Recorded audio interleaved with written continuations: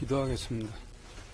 하나님, 오늘 창세기 35장 두 번째 부분합니다. 저희 하나님 창세기 말씀에 숨겨져 있는 진리를 깨닫도록 허락하여 주시고 그 진리 안에서 저희가 쓸 수 있도록 허락하여 주시옵소서. 예수 그리스도 이름으로 기도드렸습니다. 아멘. 창세기 35장 1절부터 5절까지 같이 읽겠습니다. 시작. 하나님께서 야곱에게 이르시되 일어나 베델로 올라가서 거기 거하며 내가 내 형 에서의 얼굴을 피하여 도망하던 때에 내게 나타났던 하나님에게 거기서 제단을 쌓아라 하시니 그때 야곱이 자기 집안 사람들과 자기와 함께한 모든 자에게 이르되 너희 가운데 있는 이방 신들을 내버리고 정결하게 하고 옷을 갈아입으라. 우리가 일어나 베델로 올라가자. 나의 고난의 날에 내게 응답하시고 내가 가던 길에서 나와 함께 하신 하나님께 내가 거기서 제단을 쌓으려 하노라 하매 그들이 자기들의 손에 있던 모든 이방신과 자기들의 귀에 있던 귀고리를 야곱에게 주니 야곱이 그것들을 세겜 옆에 상수리 나무 밑에 묻었더라. 그들이 이동할 때 그들의 사방 도시들 위에 하나님의 두려움이 임함으로 그들이 야곱의 아들들을 추격하지 못하였더라. 네.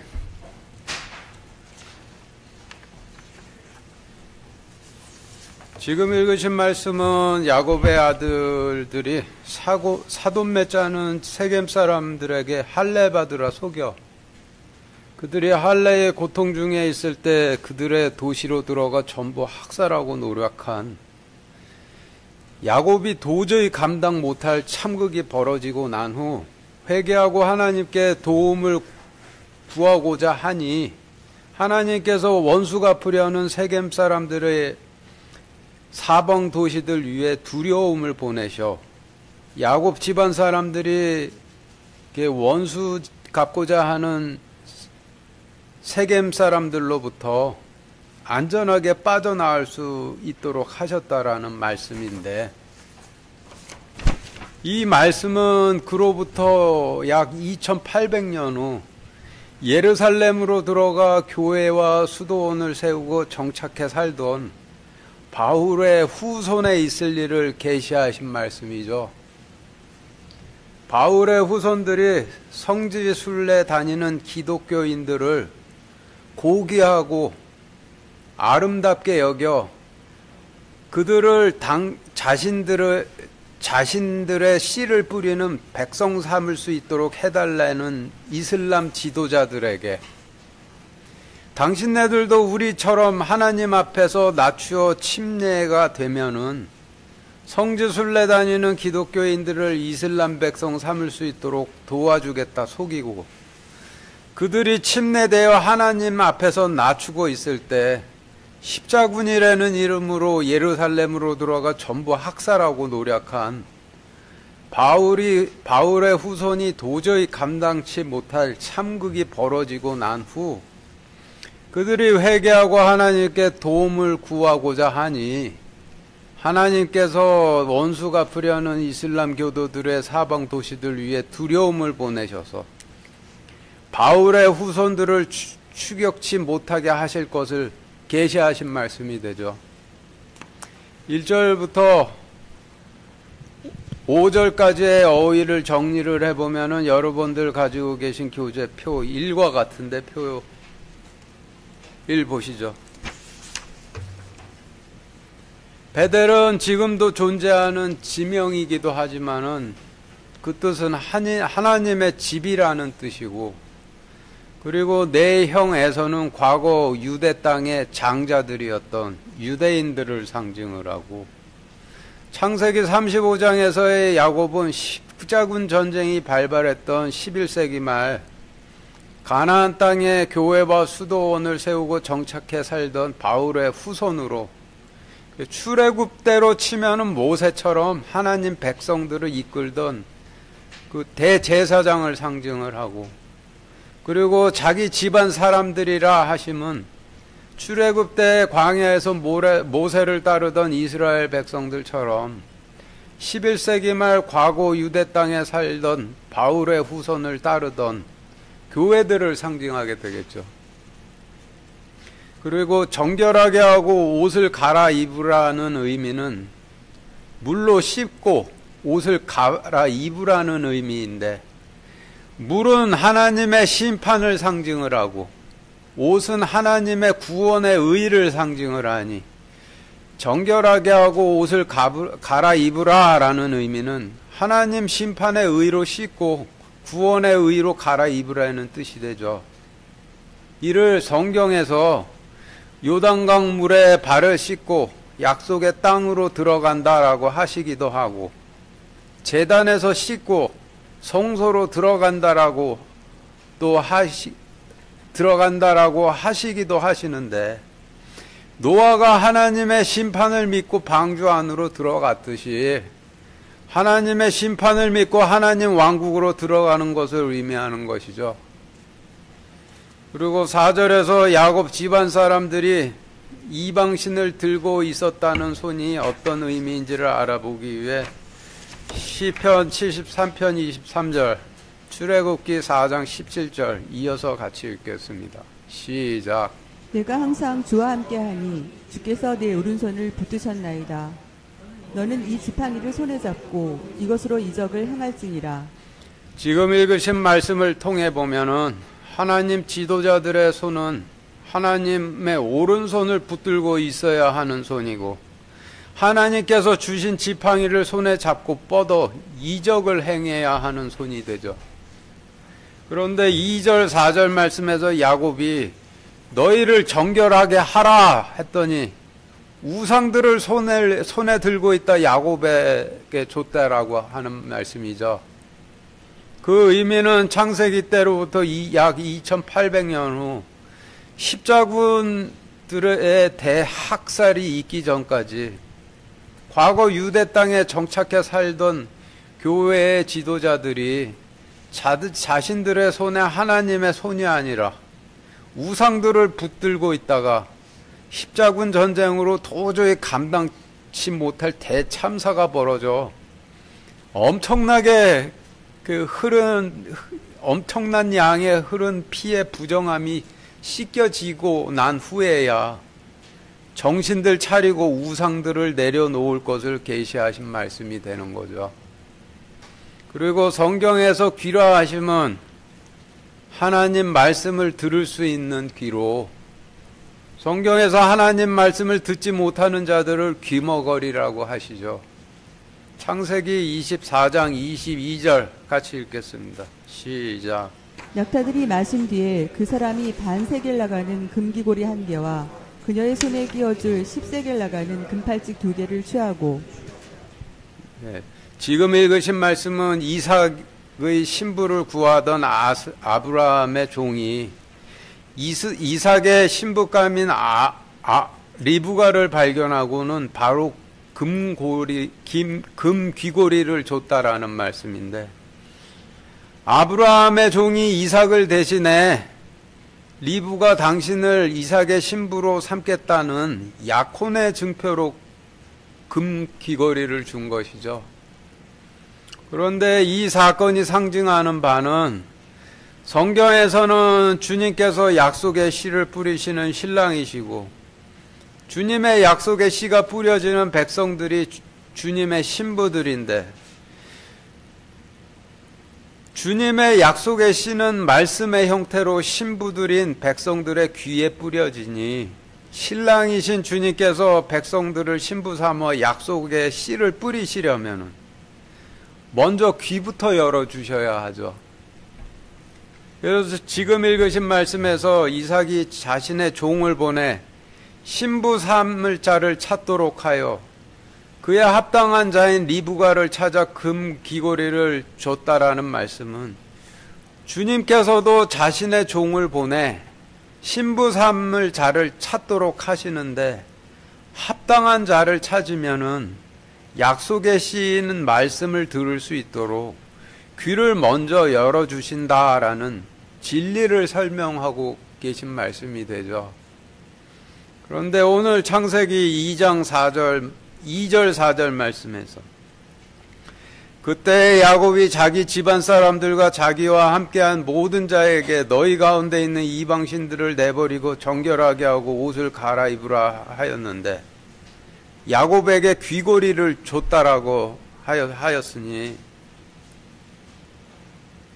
하나님의 신부들인 그들이 여지껏 하고 있던 귀고리가 하나님으로부터 약혼의 증표로 하나님 말씀을 들을 수 있도록 받은 귀고리가 아니라 바알로부터 약혼의 증표로 하나님 말씀처럼 들리는 짝퉁 하나님 말씀을 듣고 좋아하도록 받은 귀고리를 뜻하는 것이죠.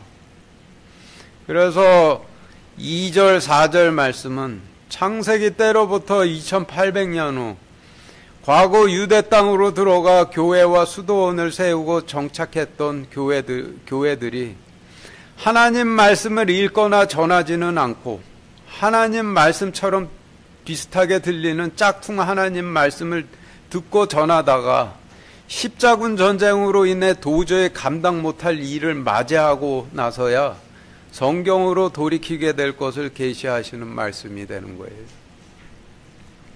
여러분들 구원의 확신에 흔들리자라는 말 많이 들어보셨죠? 구원의 확신에 흔들리자는 말은 유대인들과 로마 황제들이 기독교인들을 무자비하게 탄압할 때 두려움을 느낀 나머지 교회를 떠나려 하던 형제에게 바울이 했던 말이죠. 그런데 요즘 구원의 확신에 흔들리지 않은 말씀이 구원의 확신 꼭 붙들고 하나님의 길로 돌이키는 회개만큼은 절대로 하지 말고 덥지도 않고 차지도 않게 이대로 변치 말고 삽시다 말로 쓰이죠. 11세기 말에 이런 식으로 갖다 붙이고 그런 소리 들으며 오 주여 아멘 아멘 하다 큰 화를 자초했다라는 뜻이에요. 언론의 자유가 보장되는 나라에서는 자기가 전하고 싶은 대로 전하고 믿고 싶은 대로 믿는 것이 법적으로 아무런 하자가 없는데, 그렇지만 하나님의 통치를 받는 하나님 왕국의 법으로는 전하고 싶은 대로 전하다가 어린 소자 한 명이 믿고 싶은 대로 믿도록 실족하게 하면은 연자 맷돌을 목에 걸고 바다에 빠지는 것이 낫다라고 하시죠. 그게 하나님 나라의 법이에요. 연자 맷돌을 목에 걸고 바다에 빠지는 것이 낫다라는 말씀의 뜻이 무슨 뜻인 것 같으세요? 하나님의 왕국의 법으로는 그런 일을 행하면은 반드시 연자 맷돌을 목에 걸고 지옥불에 던져지게 될 테니 오히려 바다에 빠지는 것이 낫다라는 뜻이에요. 하나님 말씀은 자기 전하고 싶은 대로 전하는 거 절대 아니죠. 다시 표 1로 돌아가 성경에서 세겜은 이방인 왕이 통치하는 예루살렘을 상징하는데 하나님께서 통치하시는 예루살렘은 살렘이라 하고 바알을 섬기는 이방인 왕이 통치하는 예루살렘은 세겜이라 하죠.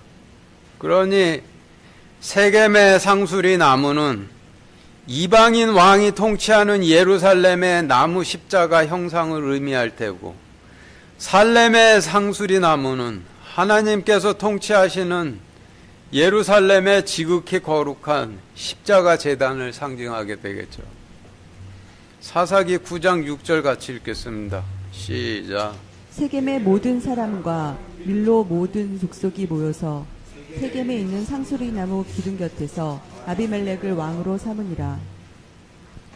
원래는 이스라엘 백성들이 예루살렘에 있는 십자가 제단 곁에서 주님을 왕으로 삼아야 맞았지만은 지금 읽으신 말씀은 그와는 정반대로 이스라엘 백성들이 세겜의 십자가 나무상 옆에서 바알을 섬기는 자를 자신들의 왕으로 삼을 것이라는 것을 진리를 설명하시는 말씀인데 지금도 하나님 말씀이 아니라 듣기 좋은 말 해주는 사람 목사 삼고 싶어 하죠. 진리는 절대로 변치 않기 때문에 반복돼서 지금도 그렇게 하고 있는 거예요. 그리고 마지막으로 야곱의 아들들이라 하시면 11세기 말 바울의 후손을 따르는 교회를 의미하니 지금까지의 설명을 1절부터 5절까지의 말씀에 대입해 정리를 해보면 여러분들 가지고 계신 교재표 2와 같은데 1절부터 보시면은 하나님께서 십자군 전쟁 때의 바울의 후손에게 이르시되 일어나 나의 집으로 올라가 일어나 베델로 올라가 거기 거하며 과거 너의 조상 바울이 과거 가나안 땅의 장자인 유대인들의 얼굴을 피하여 도망하던 때 너희 조상 바울에게 나타났던 하나님에게 거기서 제단을 쌓으라 하시니 십자군 전쟁이 발발 당시의 바울의 후손이 자신을 따르는 하나님의 백성들에게 이르되 너희 가운데 있는 이방신들을 버리고 하나님 심판의 의로 씻고 구원의 의를 갈아입으라. 우리가 일어나 하나님을 뵈러 하나님 집으로 올라가자. 나의 고난의 날에 내게 응답하시고 내가 가던 길에서 나와 함께 하신 하나님께 내가 거기서 제단을 쌓으려 하노라 하매 그들이 자신들의 손에 하나님 손 대신 붙잡고 있던 이방신과 그들이 듣던 이방신의 교리를 바울의 후손 앞에 내려놓으니 바울의 후손이 그것을 예루살렘 옆 교회의 나무 십자가 상 밑에 버렸더라. 그들이 이동할 때 이슬람 교도들의 사방 도시들 위에 하나님의 두려움이 임함으로 그들이 바울의 후손을 따르는 교회 백성들을 추격하지 못하였더라 라는 말씀으로 정리가 되는데 이게 내용 어렵지 않으시죠? 출애굽기 19장 11절부터 14절 창세기 35장 2절 이어서 같이 읽겠습니다. 시작. 셋째 날을 예비하게 하라. 셋째 날에 주가 온 백성의 눈앞에서 시내산 위로 내려오리라. 너는 백성을 위하여 사방의 경계를 정해주고 이르기를 너희는 스스로 조심하여 산에 오르거나 산의 경계에 닿지 말라. 누구든지 산에 닿는 자는 반드시 죽임을 당할 것이니라. 그것에 손을 대지 말라. 오직 그는 반드시 돌로 치거나 관통시킬지니 그것이 짐승이든지 사람이든지 살지 못하리라. 나팔을 오랫동안 불거든 그들이 산으로 올라올지니라 하라. 모세가 산에서 내려와 백성에게 이르러 백성을 거룩히 구별하니 그들이 자기들의 옷을 빨더라.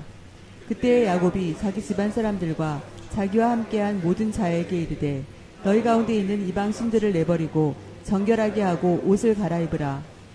네, 먼저 읽으신 말씀은 출애굽기 말씀이고 뒤에 읽으신 말씀은 오늘 본문 창세기 35장 말씀인데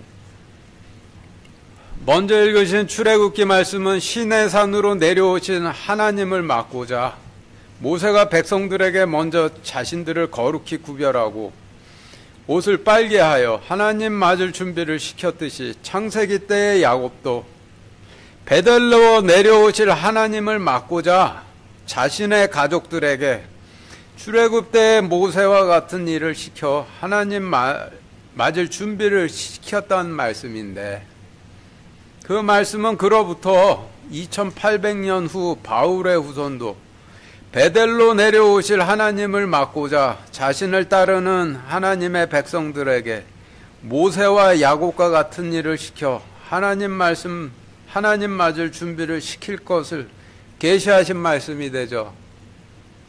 이를 간단하게 정리를 하면은 전하고 싶은 대로 전하게 하는 우상 버리고 듣고 싶은 대로 듣도록 하는 귀걸이 빼도록 해.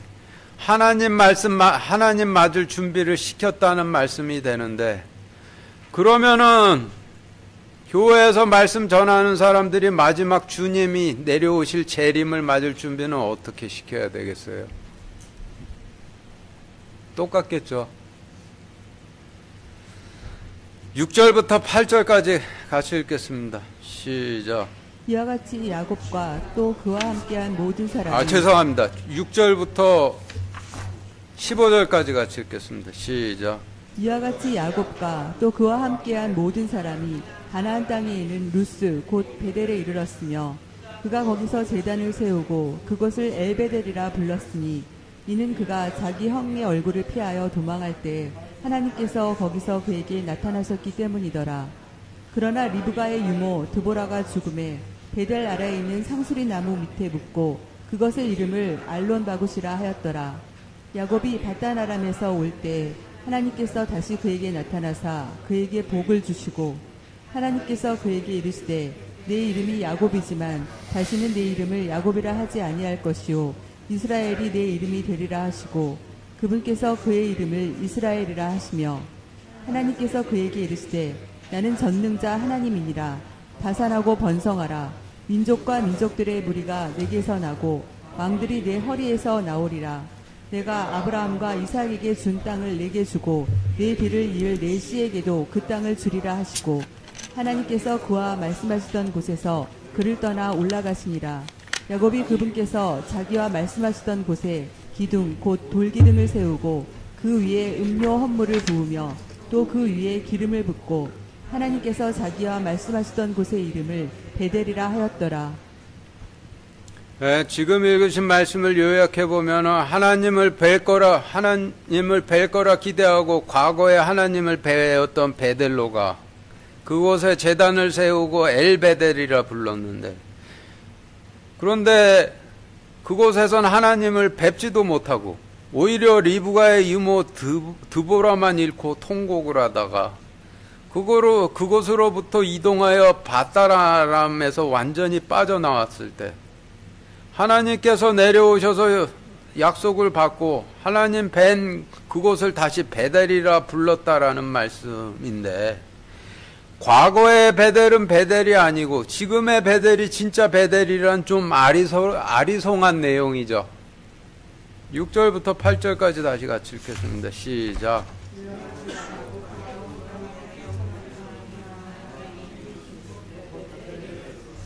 그가 거기서 제단을 세우고 그곳을 엘베델이라 불렀으니 이는 그가 자기 형의 얼굴을 피하여 도망할 때 하나님께서 거기서 그에게 나타나셨기 때문이더라. 그러나 리브가의 유모 드보라가 죽음에 베델 아래에 있는 상수리 나무 밑에 묻고 그것의 이름을 알론바굿이라 하였더라. 네, 지금 읽으신 말씀의 어휘를 정리를 해보면 여러분들 가지고 계신 교재 표 3과 같은데, 표 3 보시죠. 루스라는 단어의 의미는 길을 잘못 들다라는 뜻이고, 베델은 하나님 집이라는 뜻이고, 엘베델은 하나님 집의 하나님이라는 뜻이고, 자기 형은 과거 가나안 땅의 장자였던 유대인들을 상징하고, 리브가는 우물에서 물을 길어 자신의 양을 마시게 하고, 나그네를 보면 나그네와 그의 낙타에게도 물을 마시게 하며, 주님의 부르심을 들으면은 얼른 따라 나서는 성질을 갖고 있는 영혼을 상징하죠. 그리고 유모는 젖을 먹이는 사람을 의미하는데, 성경에서 젖이 어떤 의미를 갖는지 알아보기 위해서 베드로전서 2장 2절 같이 읽겠습니다. 시작. 새로 태어난 아기들로서 말씀의 순수한 젖을 사모하라. 이것은 너희가 그 젖으로 말미암아 성장하게 하려 함이라. 지금 읽으신 말씀을 통해 보면은 성경에서 젖이라 하심은 하나님 왕국의 백성으로 갓 태어난 어린 영혼들이 먹어야 하는, 거짓이 들어가지 않은 성경에 기록된 그대로의 말씀을 의미하죠. 그러면 유머는 어떤 의미인지 짐작을 하실 수가 있겠죠. 데살로니가 전서 2장 6절 7절 같이 읽겠습니다. 시작. 우리가 그리스도의 사도로서 부담을 줄 수 있었으나 너희에게서든지 다른 사람에게서든지 우리가 사람들에게서는 영광을 구하지 아니하고 유모가 자기 아이들을 돌보듯 너희 가운데서 부드러운 자가 되었으니. 지금 읽으신 말씀을 통해 보면 유모는 하나님 왕국의 백성으로 갓 태어난 어린 영혼들을 자기 자식 돌보듯 말씀으로 소중히 섬기는 자들을 의미를 하죠. 그리고 드보라라는 이름의 뜻을 찾아보니 꿀벌이라 하는데, 유모는 젖을 공급하는 자이고 드보라는 꿀벌이라는 뜻을 가진 꿀을 공급하는 자를 의미하니, 유모 드보라는 전혀 예상치도 못하게 젖과 꿀을 공급하는 자라는 의미가 되어버리죠. 그래서 8절에서 그러나 리브가의 유모 드보라가 죽음에 라고 하신 말씀의 의미는 물을 길어 자신의 양들을 마시게 하며, 지나가는 나그네와 나그네 낙타에게도 물을 마시게 하며, 주님께서 부르실 때 바로 따라 나서는 성질을 갖고 있는 영혼들이 하나님 왕국의 백성으로 갓 태어났을 때 젖과 꿀 같은 말씀으로 섬기던 자들이 그 성질을 전부 잃어 불순종하는 유대인 같은 딴 사람들이 되매라고 해석할 수가 있죠. 하나님께서 가나안 땅을 젖과 꿀이 흐르는 땅이라고 하셨는데, 젖과 꿀이 흐르는 땅이라는 의미가 하나님 왕국의 백성으로 갓 태어난 어린 영혼들이 먹고 자라는 젖과 같은 말씀과 꿀과 같은 말씀이 흐르는 땅이라는 의미가 되죠.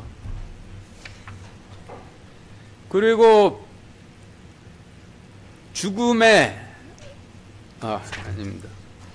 그리고 다시 표 3으로 돌아가 성경에서 상수리 나무는 우상처럼 세워놓은 나무 십자가 형상을 의미하고, 알론 바굿이라는 단어는 그 뜻을 찾아보니 통곡의 상수리 나무라는 뜻이래요.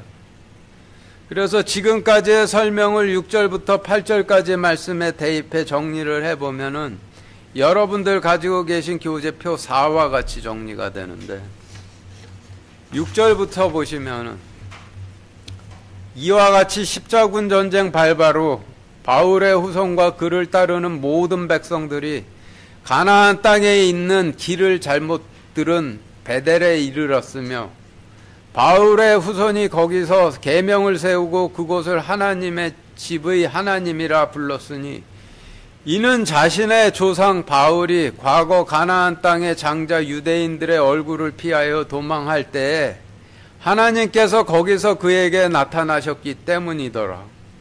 그러나 물을 길어 자신의 양들을 마시게 하며, 지나가는 나그네와 나그네의 낙타에게도 물을 마시게 하며, 주님께서 부르실 때 바로 따라 나서는 성질을 가진 영혼들이 하나님 왕국의 백성으로 갓 태어났을 때 젖과 꿀과 같은 말씀으로 섬기던 자들이 황폐한 과거 유대 땅에서 오랜 정착 생활을 거치며 자신들의 성질을 전부 잃어버리고 불순종하는 유대인 같은 자들로 변질돼 더 이상 바울의 후손을 따르지 않게 되매 베델 아래에 있는 나무 십자가 형상 밑에 남겨두고 그것의 이름을 통곡의 상수리 나무라 하였더라 라고 정리가 되는데, 뭔가 의미가 매끄럽지가 못하죠. 뭔가 의미가 매끄럽지 못한 이유는 뭔가를 빠뜨려서인데, 무엇을 빠뜨렸는가 찾아보면은 6절에서 가나안 땅의 루스 곧 베델에 이르렀으며 라고 하신 말씀의 의미는 11세기 말 원수 갚으려는 이슬람 교도들을 피해 도망하는 신세가 된 바울의 후손이 하나님을 뵙고 구원해 주십사 구하러 베델로 찾아가긴 찾아갔는데, 길을 잘못 들어 가나안 땅에 있는 지도상의 베델을 찾아갔다라는 의미가 되죠. 1절에서 하나님께서 바울의 후손에게 가라 하신 베델은 지도상에 있는 베델 땅으로 가라 하심이 아니라 하나님의 집이신 성령님으로 가라 하신 뜻인데, 11세기 말 바울의 후손은 하나님께서 가라 하신 베델을 창세기 때 야곱이 자기 형 에서에게 쫓길 때 하나님을 배웠던 지도상의 베델로 착각을 해. 베델로 가라 하셔서 진짜 지도상의 베델 땅으로 갔다라는 뜻이 되죠. 그러면은 7절의 의미가 완전히 달라지는데 7절 말씀 다시 같이 읽겠습니다. 시작. 그가 거기서 제단을 세우고 그곳을 엘베델이라 불렀으니 이는 그가 자기 형의 얼굴을 피하여 도망할 때 하나님께서 거기서 그에게 나타나셨기 때문이더라. 네, 지금 읽으신 말씀은 11세기 말 바울의 후손이 하나님께서 베델로 가라 하신 명령을 성령님 안으로 가라 하신 명령이 아니라 지도상의 베델 땅으로 가라 하신 명령으로 착각을 해. 지도상에 있는 베델 땅으로 갔다라는 말씀이니 지금 읽으신 말씀에서 볼드체로 밑줄 쳐진 거기서 그곳을 그가 자기 형 그에게의 의미는 여러분들이 가지고 계신 가지고 계신 교재표 5와 같이 전부 달라지죠. 하나님께서 베델로 가라 하신 명령을 바울의 후손이 베델 땅으로 가라 하신 명령으로 착각을 했으니 7절 말씀에서 거기서는 성령님이 아니라 베델 땅이 되고 제단을 세웠다 하시면 바울처럼 계명을 세웠다라는 뜻이 아니라 야곱처럼 진짜 제단을 세웠다라는 뜻이 되고 그곳은 성령님이 아니라 역시 지도상의 베델 땅이 되고 그가는 사도행전 시대의 바울이 아니라 창세기 시대의 야곱이 되고 자기 용도 사도행전 때의 가나안 땅의 장자 유대인이 아니라 창세기 때의 가나안 땅의 장자 에서가 되고 그에게도 바울이 아니라 야곱이 되죠. 그래서 지금까지의 설명을 7절 말씀에 다시 대입해서 정리를 해보면 여러분들 가지고 계신 교재표 6에 우측과 같이 정정이 되는데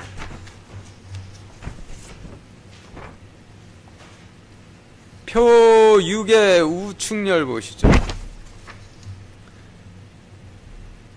11우측열 보시면은 11세기 말에 바울의 후손이 베델 땅에서 야곱처럼 제단을 세우고 그곳을 하나님의 집에 하나님이라 불렀으니 이는 창세기 때의 야곱이 자기 형 에서의 얼굴을 피하여 도망하던 창세기 28장 때에 하나님께서 거기서 야곱에게 나타나셨기 때문이더라 라고 이렇게 정정이 되죠. 그래서 6절부터 8절까지의 말씀을 다시 정리해 보면 여러분들 가지고 계신 교재표 7과 같이 정리가 되는데 6절부터 보시면은 이와 같이 십자군 전쟁 발바로 바울의 후손과 그를 따르는 모든 백성들이 길을 잘못 들어 성령님이 아닌 가나안 땅에 있는 베델 땅에 이르렀으며 11세기 말 바울의 후손이 베델 땅에서 야곱처럼 제단을 세우고 그곳을 하나님 집에 하나님이라 불렀으니 이는 야곱이 자기 형 에서의 얼굴을 피하여 도망하던 창세기 28장 때에 하나님께서 베델 땅에서 야곱에게 나타나셨기 때문이라 라고 착각을 하였기 때문이더라.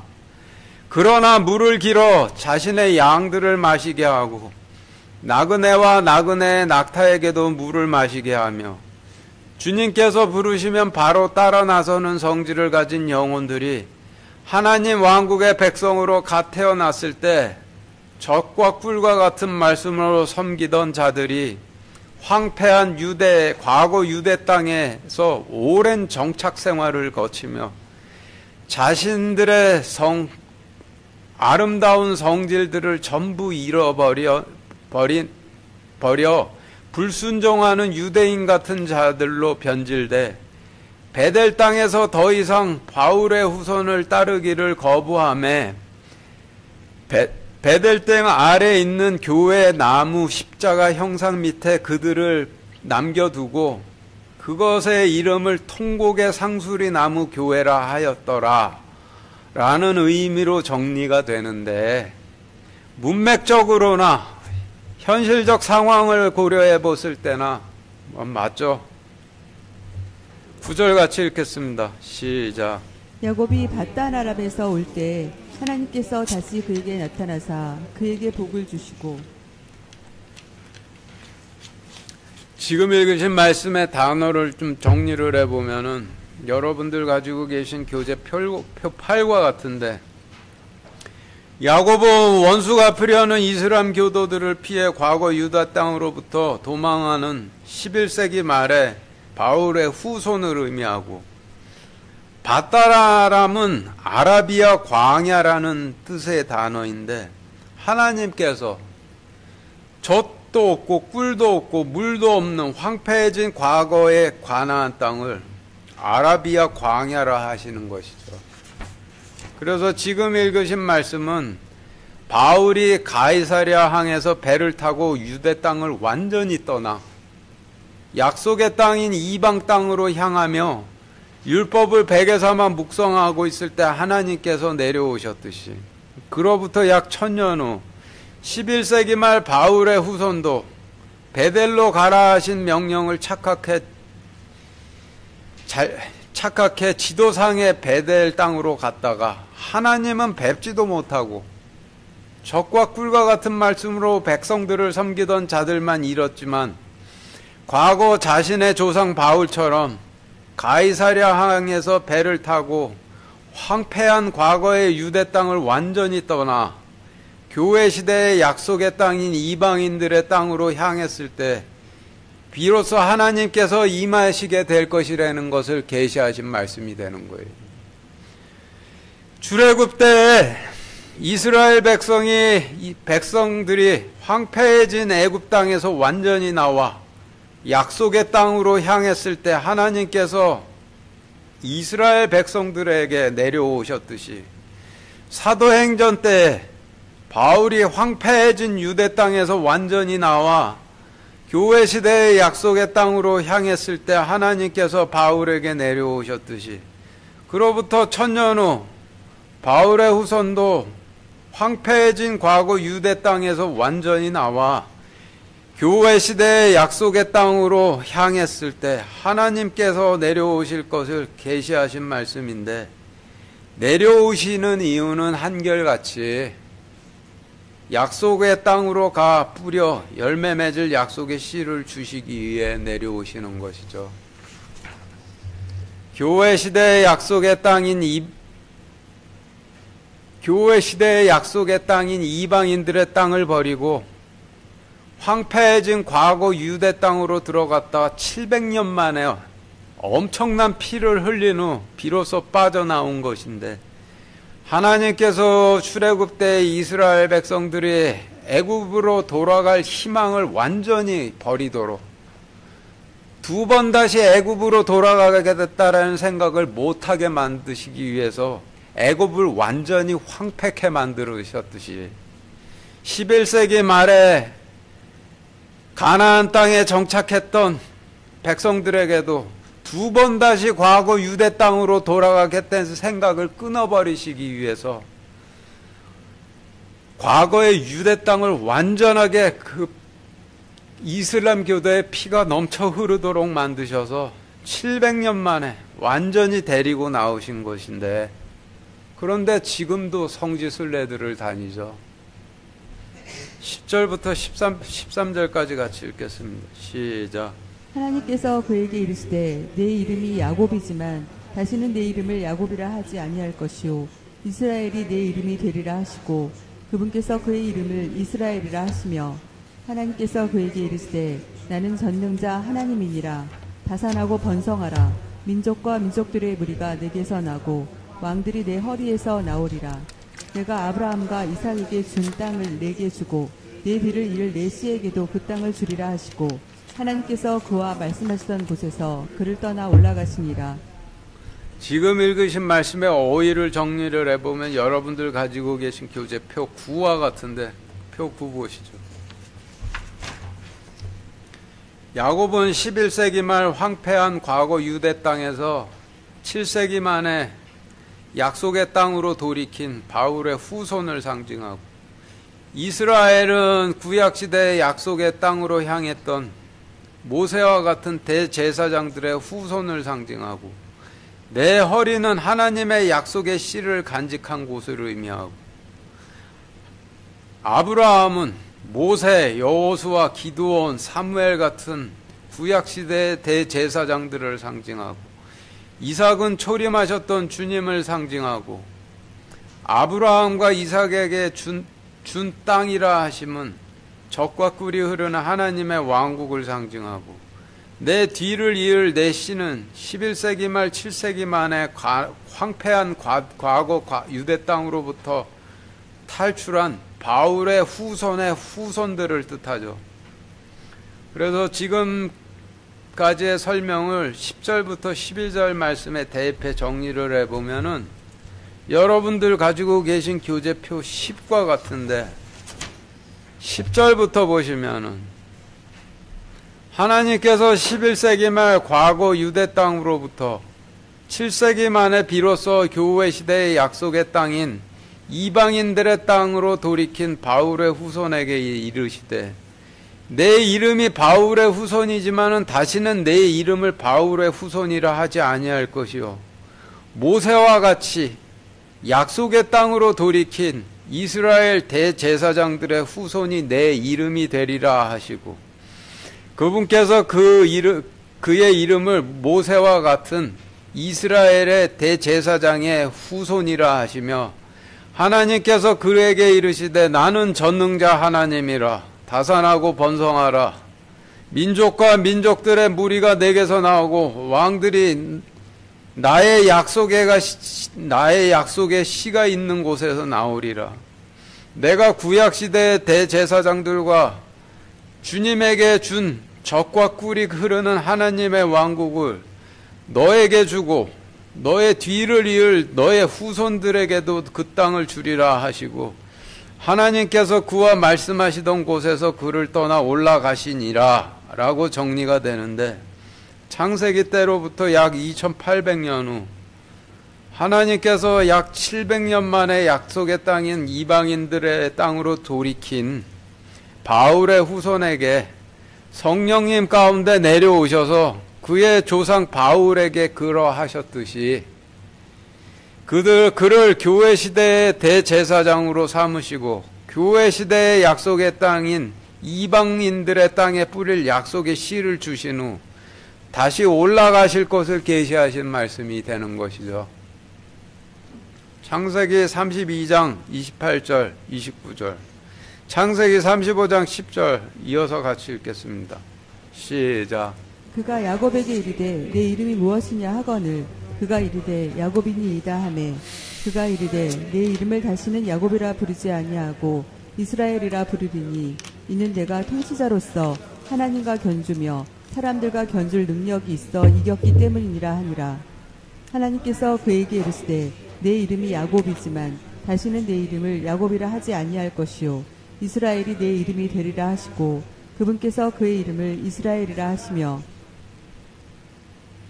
먼저 읽으신 말씀은 창세기 32장 말씀이고 뒤에 읽으신 말씀은 창세기 35장 말씀인데, 먼저 읽으신 창세기 32장 말씀은 성지순례에 바람이 불던 4세기 말 하나님께서 가지 말라 하심에도 불구하고 기어코 교회 시대의 약속의 땅인 이방 땅을 버리고 황폐해진 과거 유대 땅으로 들어가 정착한 4세기 말에 바울의 후손에게 하신 말씀으로 다시는 너를 야곱이라 하지 않고 이스라엘이라 부르겠다 하신 말씀의 의미는 너를 신약시대의 바울의 후손이라 하지 않고 불순종하던 구약시대의 유대인들이라 부르겠다 하신 의미이고, 그 뒤에 읽으신 창세기 35장 말씀은 11세기 말 7세기 만에 황폐해진 과거 유대 땅을 떠나 약속의 땅인 이방인들의 땅으로 돌이킨 바울의 후손에게 주신 말씀으로 다시는 내 이름을 야곱이라 하지 아니할 것이요 이스라엘이 내 이름이 되리라 하신 의미는 너를 불순종하고 가지 말라 한 황폐 땅으로 들어간 바울의 후손이라 하지 않고 약속의 땅으로 돌이켰던 모세와 같은 구약시대의 대제사장의 후손이라 부르시겠다라는 뜻이죠. 32절에서 이스라엘은 4세기 말 황폐해진 과거 유대 땅으로 들어간 바울의 후손에게 주신 이름이고 35장에서 이스라엘은 11세기 말 황폐해진 과거 유대 땅으로부터 돌이켜 약속의 땅인 이방으로 땅으로 갔던 바울의 후손에게 주신 이름인데 이게 같은 이스라엘이지만은 정반대의 뜻이 되는 거죠. 그 기준은 약속의 땅으로 돌이켰느냐 안 돌이켰느냐 그 차이가 되는 것이죠. 14절 15절 같이 읽겠습니다. 시작. 야곱이 그분께서 자기와 말씀하시던 곳에 기둥 곧 돌기둥을 세우고 그 위에 음료 헌물을 부으며 또 그 위에 기름을 붓고 하나님께서 자기와 말씀하시던 곳의 이름을 베델이라 하였더라.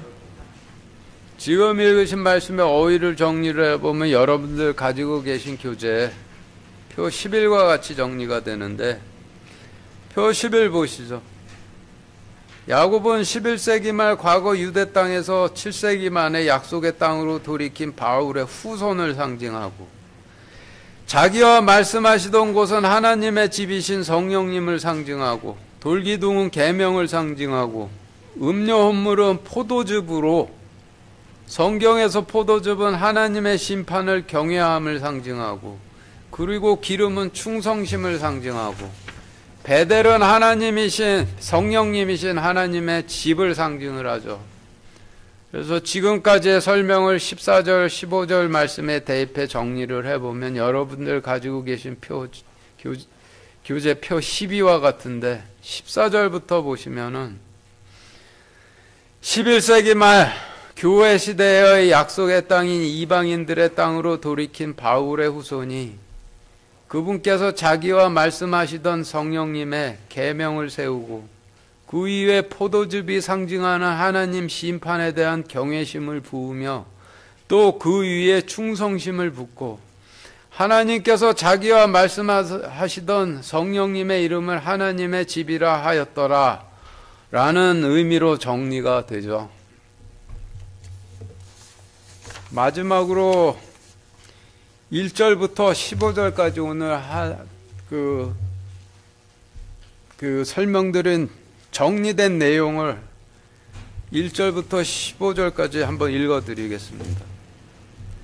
하나님께서 십자군 전쟁 때 바울의 후손에게 이르시되 일어나 나의 집으로 일어나 베델로 올라가 거기 거하며 과거에 너의 조상 바울이 과거 가나안 땅의 장자인 유대인들의 얼굴을 피하여 도망하던 때에 너희 조상 바울에게 나타나셨던 하나님에게 거기서 제단을 쌓으라 하시니 십자군 전쟁이 발발 당시의 바울의 후손이 자기를 따르는 하나님의 백성들에게 이르되 너희 가운데 있는 이방신들을 버리고 하나님의 심판의 의로 씻고 구원의 이 의를 갈아입으라. 우리가 일어나 하나님을 뵈러 하나님의 집으로 올라가자. 나의 고난의 날에 내게 응답하시고 내가 가던 길에서 나와 함께 하신 하나님께 내가 거기서 제단을 쌓으려 하노라 하매 그들이 자기들의 손에 하나님 손 대신 붙잡고 있던 이방신과 그들이 듣던 이방신의 교리를 바울의 후손의 앞에 내려놓으니 바울의 후손이 그것을 예루살렘 옆 교회 나무 십자가상 밑에 버렸더라. 그들이 이동을 할 때 이슬람 교도들의 사방 도시들 위에 하나님의 두려움이 임함으로 그들이 바울의 후손을 따르는 백성들을 추격하지 못하였더라. 이와 같이 십자군 전쟁 발발 후 바울의 후손과 그를 따르는 모든 백성들이 길을 잘못 들어 성령님이 아닌 가나안 땅에 있는 베델 땅에 이르렀으며 11세기 말 바울의 후손이 베델 땅에서 야곱처럼 제단을 세우고 그곳을 하나님의 집의 하나님이라 불렀으니 이는 야곱이 자기 형 에서의 얼굴을 피하여 도망하던 창세기 28장 때에 하나님께서 베델 땅에서 야곱에게 나타나셨기 때문이라고 착각하였기 때문이었더라.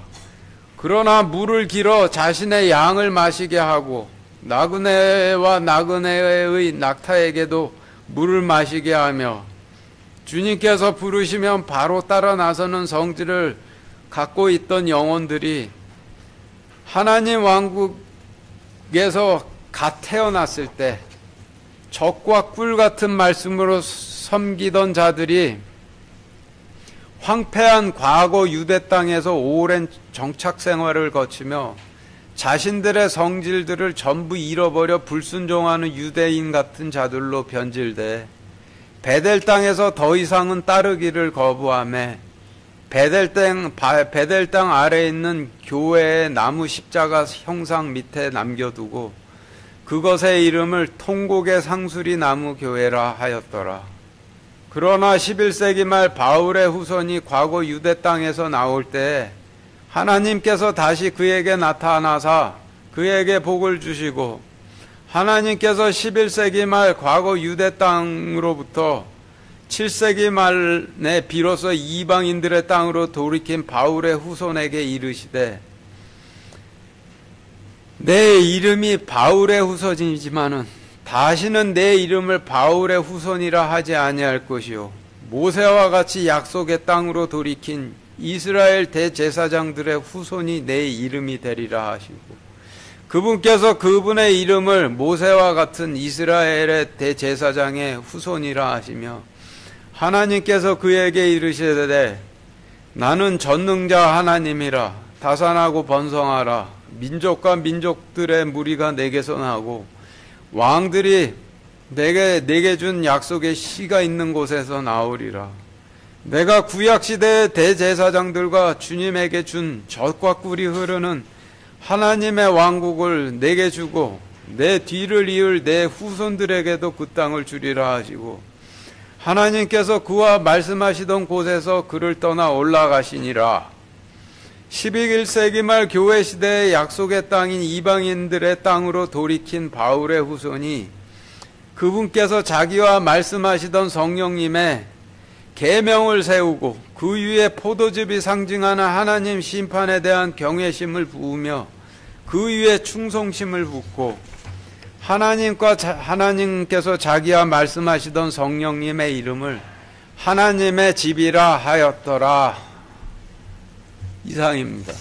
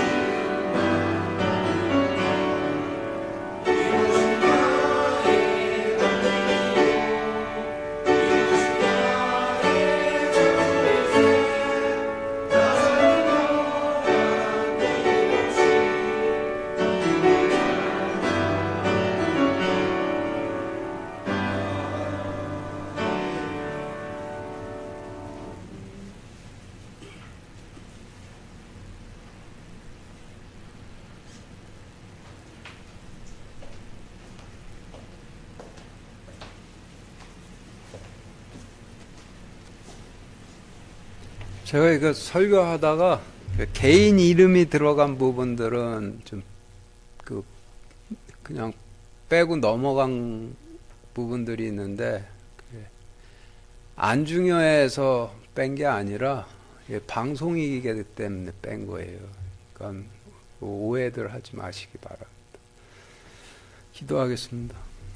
하나님, 오늘 그 창세기 말씀을 통해서 저희에게 그 하나님의 진리를 가르쳐 주심을 감사드립니다. 하나님의 말씀은 오로지 저희를 제단으로 이끄시는 말씀이고, 그리고 하나님 왕국으로 들어가도록 하시는 말씀입니다. 저희가 오로지 저희 손에 들고 있는 그 우상들 내려놓고 하나님 말씀처럼 들리는 가짜 하나님 말씀을 듣는 귀고를 빼고 하나님 왕국으로 돌이켰을 때 하나님께서 약속의 씨를 주신데 약속을 주신다라는 거 깨닫도록 허락하여 주셔서 감사드립니다. 오늘 말씀을 통해서 저희가